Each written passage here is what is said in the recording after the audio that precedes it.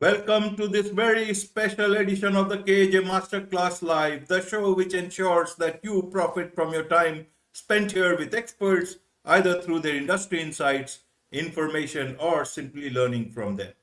And today we have Terry Shorts. He's a founder of Thriving Leader, collaborative author, speaker, coach, and she believes that truly authentic leadership is achieved when we embrace our inner wisdom to overcome business challenges. Welcome to the show, Terry.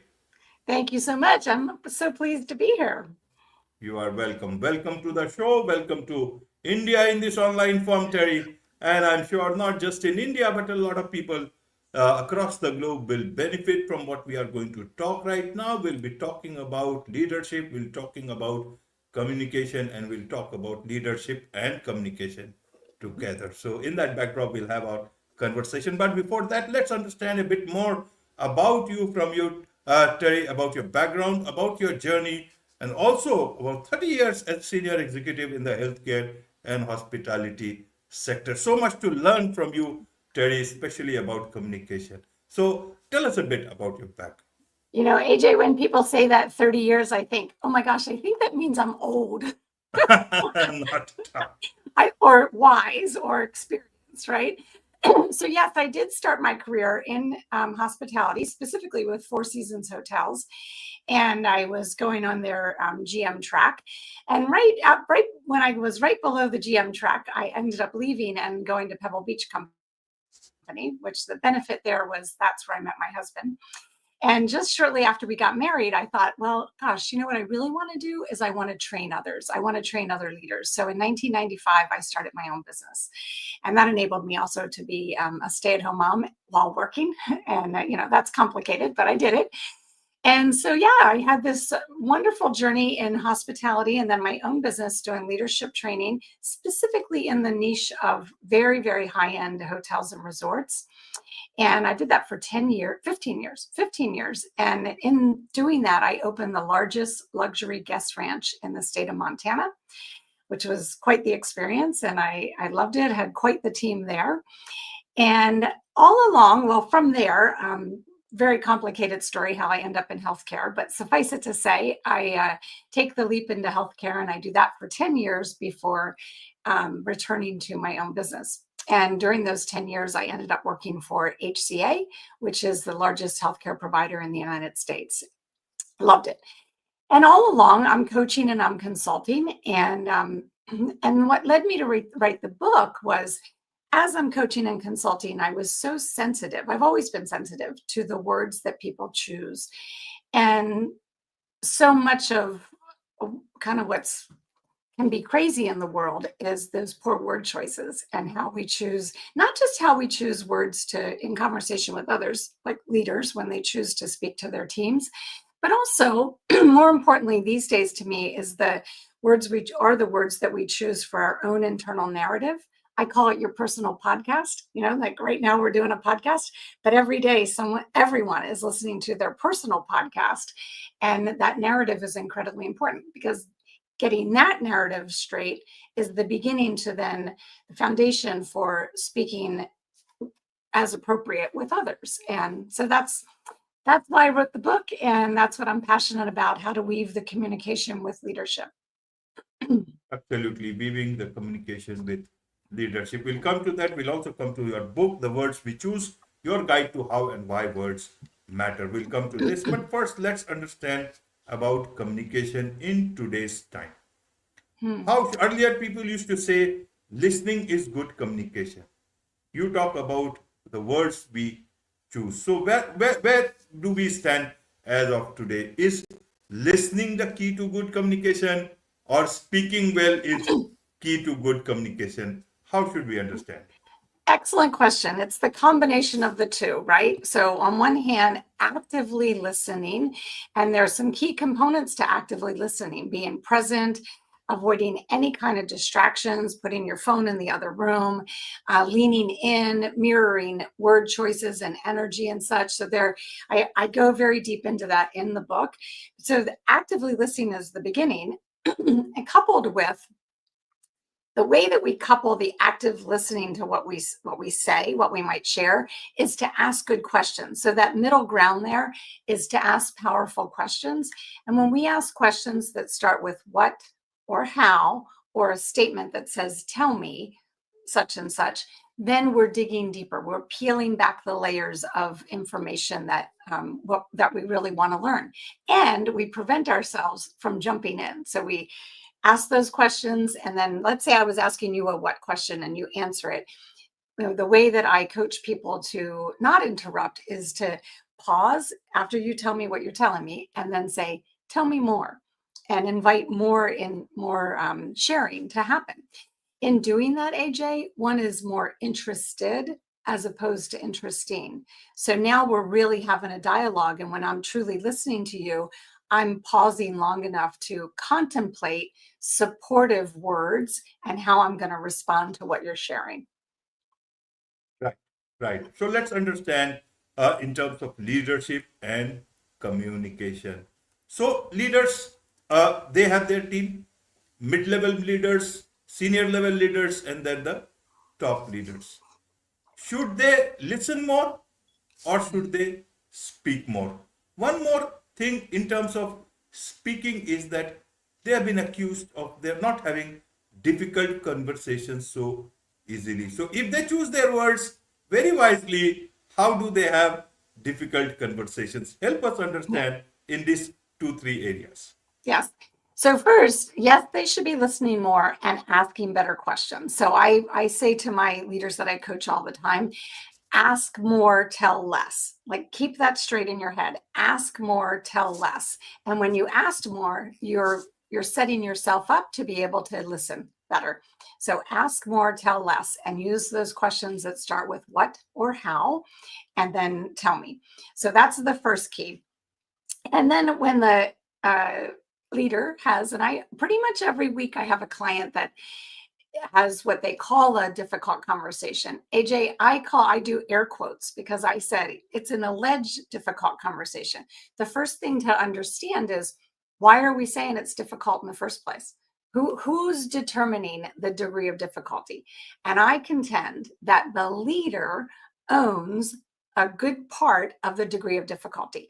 Their own apprehension, perhaps their lack of preparation, perhaps they haven't spoken up about this particular issue in the past, and now it's going to be a surprise to the person. Their own biases and their own prejudgment of how the person might respond. All of these things go into the individual deciding prior to the conversation that it's going to be difficult. And so that's the first thing, is to back away from that and understand why for the leader to understand why they're alleging that it's difficult in the first place and what is their role in that. So that typically leads them to become more prepared, to do a little bit more homework, to center themselves before they get into the conversation. And then I actually follow the Marshall Rosenberg, and I have this in the book, did a lot of work, particularly in the 70s, around nonviolent communication. Excuse me. A little tea for my throat. So the Center for Nonviolent Communication, I encourage everyone to look it up. They have intensive programs to help one understand this, but the basic premise is there are four things. When I'm speaking to you about something that I feel might be sensitive, let's say. I'm not going to say difficult because I'm going to show up in the right space and I'm going to have prepared, and I'm controlling the degree of difficulty. And so what I'm going to do is I'm going to follow a framework of four things. What I observe. So I'm going to share with you what I have observed, and then I'm going to share my feelings, what I feel about this and what I need. And so I observe, I feel, I need, and this is my request. So that's my way I follow this Center for Nonviolent Communication in order to navigate such conversations. And it usually works very well, and particularly with practice. See, that's the biggest thing that I say with leaders, is that particularly I can't even say the younger leaders, even top executives. It's all a matter of practice. The more you lean into these conversations, the more you have them. And then usually you end up understanding that it was really you who thought it was difficult in the first place. When you do it well, the person appreciates the feedback. And then you do it again, and then you do it again. And with that practice, then we're simply conversing well. There's nothing difficult about it. Right, right, Terry. Now let's understand it in a bit differently. Is should a leader or leadership speak for impact or speak with empathy? Because one of their jobs is also to inspire. So if they will have to speak with impact. And the other thing is that it should nothing should be lost in translation. So they have to also speak with empathy. Nowadays, a whole lot of talk about heart-centered leadership, soul leadership, and so many other things. It can be a very difficult job for a leader to balance. What to speak, what not to speak, or to be quiet. Absolutely. And that the the inquiry, the question asking is where you're showing the empathy. And even when you're asking the questions and then you're relating, not comparing, but relating to what the person is saying in an empathetic way, that's how you're showing your empathy. So I think what you bring up, AJ, is all about context. So there might be the context might inform that this is a conversation where I'm leading with my empathy. I also believe empathy should be woven through any communication that you're having. The impact part might be that I need to speak to the team about our goals, the goals that we're setting, or something or a shortfall in the budget. And so we need to cut expenses. And so there's this impact that is important to our organization or to our team. That doesn't remove the necessity for empathy though, right? So I'm gonna be transparent. I'm going to share as much knowledge and information as I can. I'm going to open up and create the space for the individuals to ask questions, just as I'm going to ask questions such as how question. How do you feel this budget cut will affect your team or your area? I'm not going to just dish it as here's this. So when you say impact, some people think impact is here's the information. Here's what has to happen. Go and make it happen.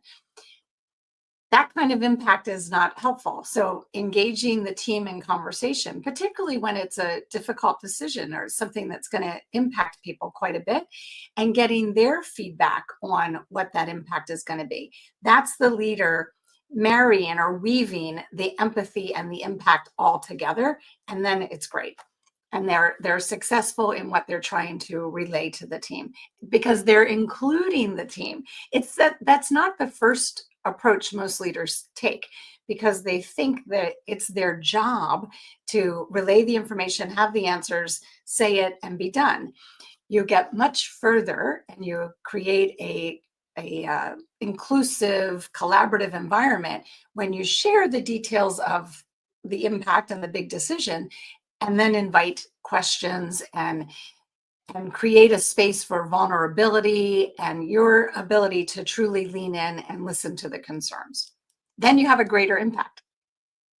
Absolutely, absolutely. And again, I say I'll come to your book because I'm asking something related to that, and that is about words. And you talk about the significance of the words we choose. How do we ensure that we are choosing the right words when we are talking of this? It reminds me of all that conversation about about this they, them, he, she, him, so many things, and perhaps those things are so much one has to keep in mind nowadays, and so many other things that the other words can get again lost. You may forget about them. And so that is where I want to understand how should a leader choose words? Should he integrate his mind with some thesaurus or dictionary that he chooses only and delete all the words that can have any sort of negative connotation in any culture? So how does that work? Tell us. I appreciate what you're saying. It can feel difficult, but I'm going to simplify it for you, right? Or for everyone who's listening.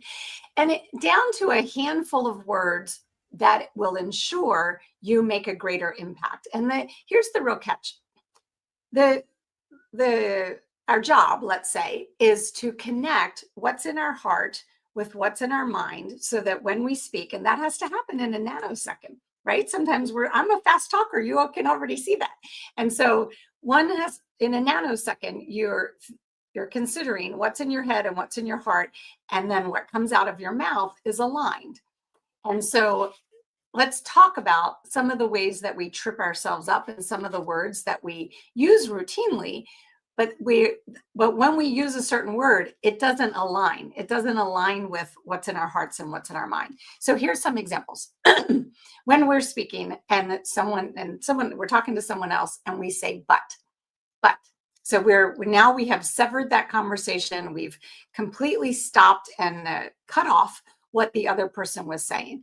We so easily can add or switch that out and say and have a greater impact. So if you were saying to me that we were needing to cut the budget, needing to make some changes, and I immediately want to say, but we won't have enough staff, and we want this and we want that. Very fair. That's a fair thing. It's better for me to say, and we will have an opportunity to look at resources and to take a deeper analysis of this or that. So we're going to collaborate on this. I'm creating space for us to move forward and not shut down and cut off the communication. Another one is if. Leaders, oftentimes I hear leaders say, if we meet our year-end goals, or if we accomplish this. And I think, okay, wait a minute. Well, you're the leader.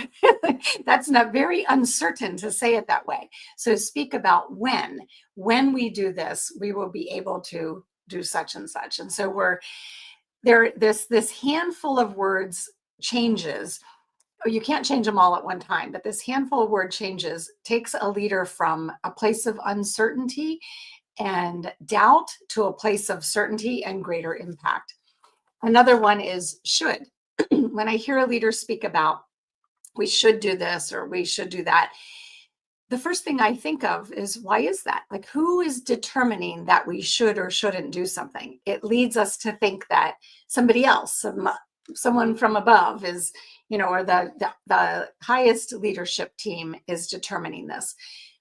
Then that also means I don't own it. I'm not owning that decision. So instead of saying should, then offer to your team, we will do this. It will be appropriate to do this, and abandon the should altogether. It's really very limiting to choose that as a word. So there are a couple more. Shall I go on? Yes, please. Yes. Okay. The easiest one is can, and can't, right? And so I think it was Henry Ford that said, the automaker, who said, for as long as you believe you can't, you will be right. So when we say we can't do something, that's true. We won't be able to do it because our internal narrative is saying that we can't. So we abandon such limiting words and say that we can, particularly when you're speaking to your team. And here's my all-time favorite. I mentioned the gentleman in the book, a CEO that I coached for quite some time, and Mike Baxter is his name. And he ran a small hospital system, and he was the CEO. And his organization had a lot of morale issues when I first started coaching them.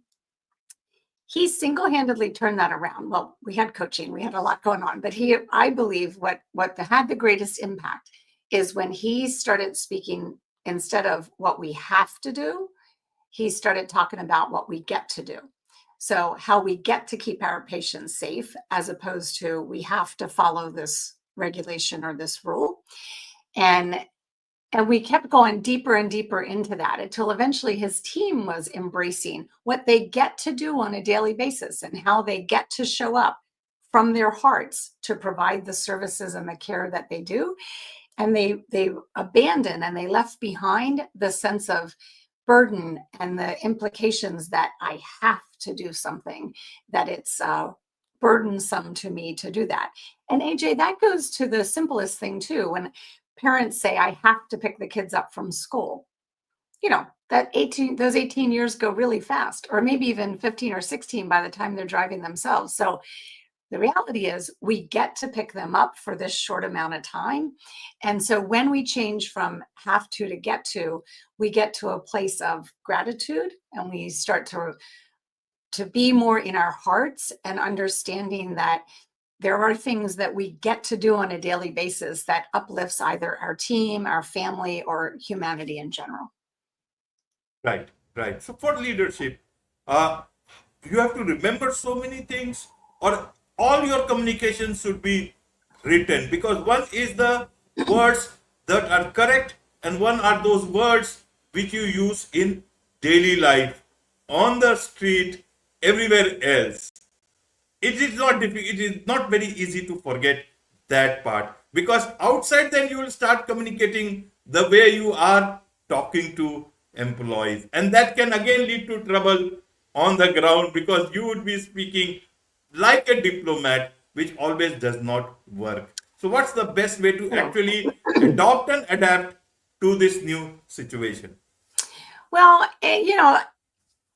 I feel like being, it's not easy and it's a journey. So I feel that being open to that journey and doing some reflection, for example, on a daily basis, stopping at the end of the day and thinking, how did my words serve me and how did my words serve others? So I reflect personally, and then also asking others. So when you're in a situation, and let's say you brought this up before with the pronouns, and somebody has advised you that another person in the group identifies as they, and maybe you have little information about that. You're a little unsure what that even means and how you should proceed.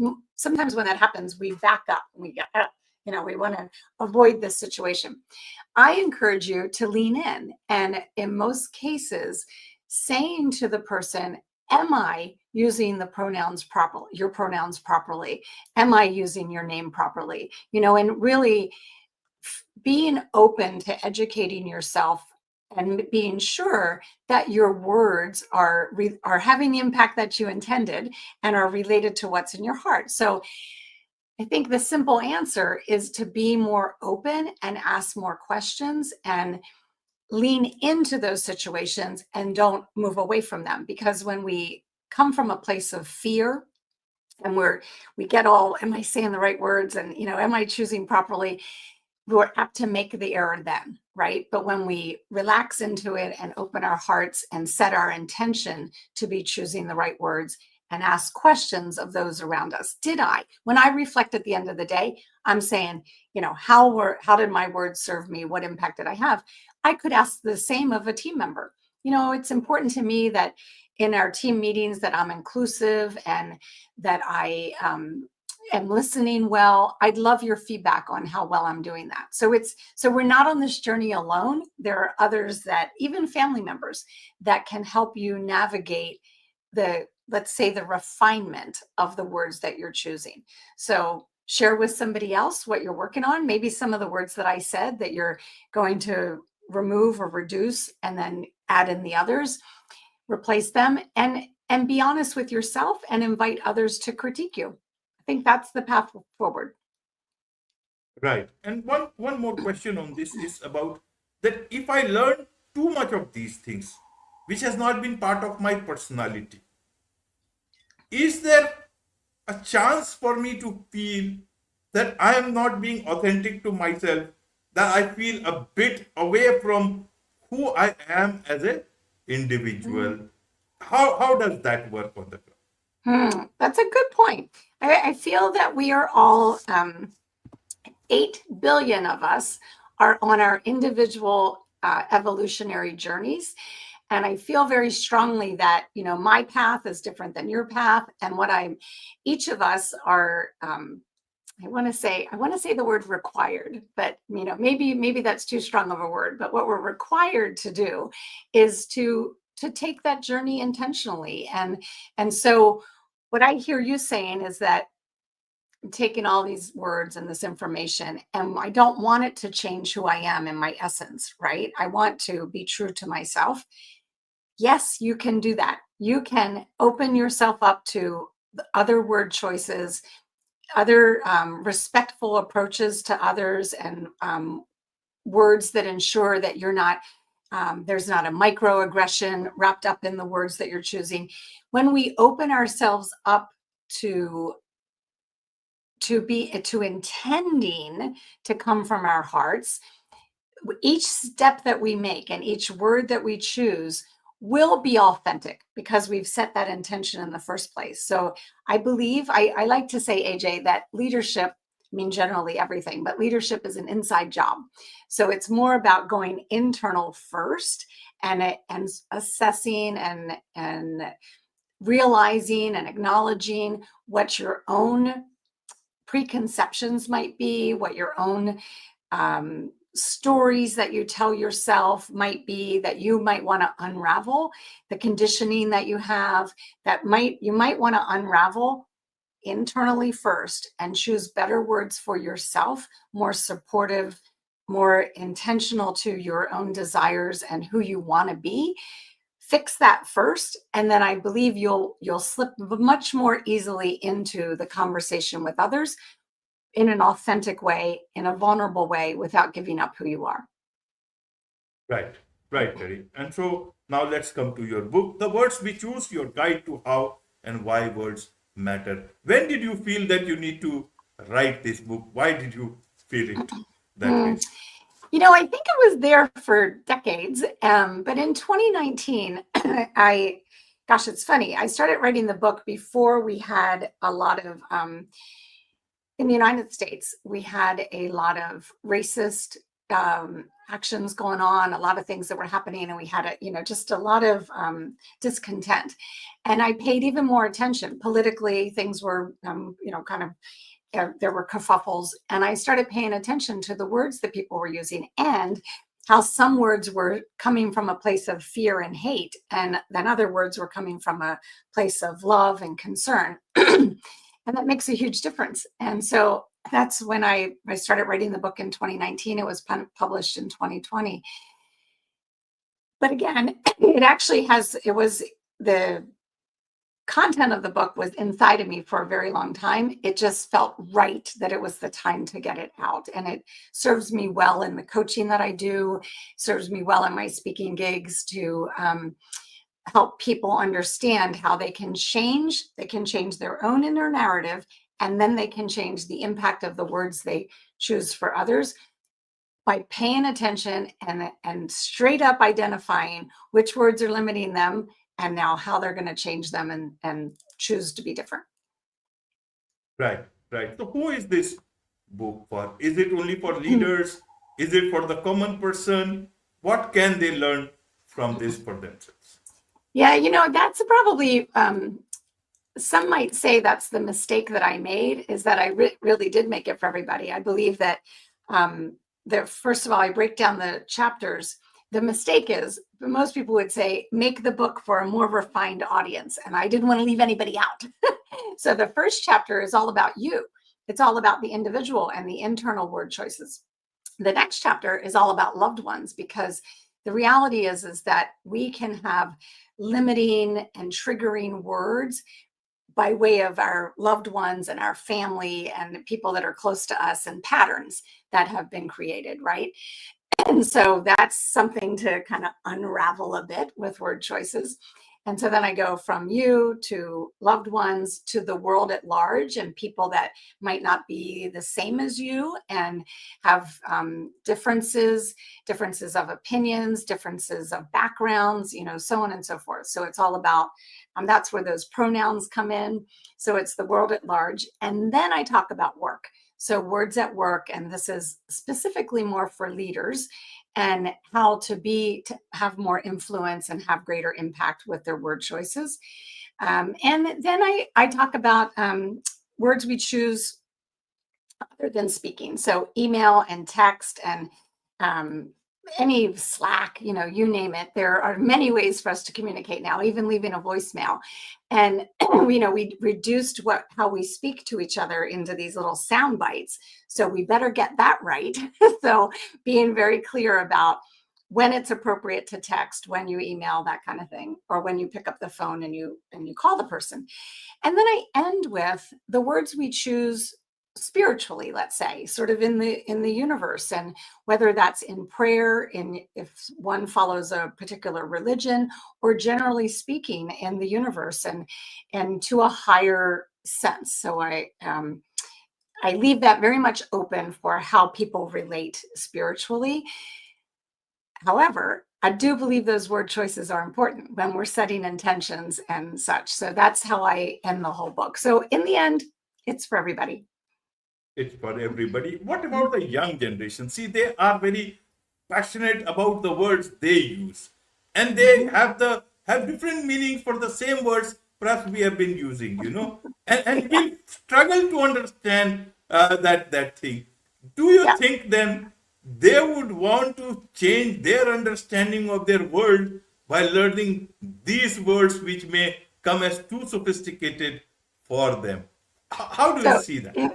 So that's interesting. So first of all, I engaged my children who are in their 20s and a couple of their friends and some younger people for the chapter about words with others. And I at all times I called in experts. I called in a expert on gender and pronouns and such, and I had a lot of help there. And I'm a cisgender white woman, so I had lots of other resources, right? And so there's a part on slang. So when you said they say this word, and I go, what does that even mean? There's a bit of a grid, let's say, or a table with some common slang words. And interesting that you should ask me that, because the book was published 4 years ago. I have two children, I gave them each a copy, and all family members and such. And 2 days ago, 3 days ago, maybe, my son texted me and said, Mom, I have good news and bad news. The bad news is I haven't read your book. And the good news is I'm reading it now and it's fantastic. So he's finally reading it. He's 28 years old and he's finally reading it. And now it's also on audiobook. It's only been on audiobook for about 2 months now. And anyway, so maybe more younger people will listen to it as opposed to read it. But anyway, he's reading it and it's very much resonating with him. And that's so interesting to me that, I've had it for 4 years and now he's reading it and he knows what it's about. I've talked to him about the content and such, but now he's finding great nuggets and great information in the book. So makes me very happy, AJ.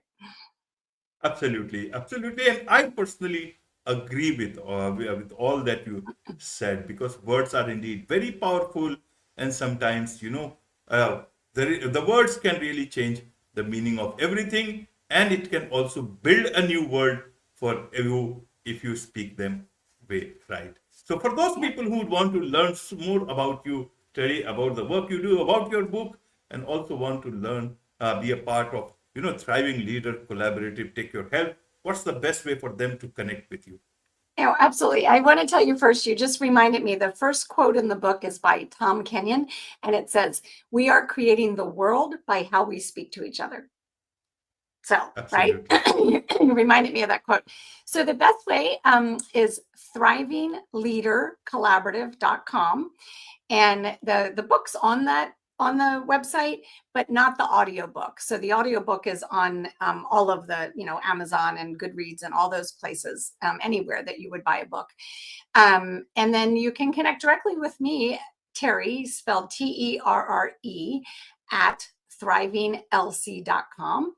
I love when people connect with me on LinkedIn, specifically if you mention this, when you connect with somebody and you have put a note, mention that you saw me live with AJ. That would be fantastic.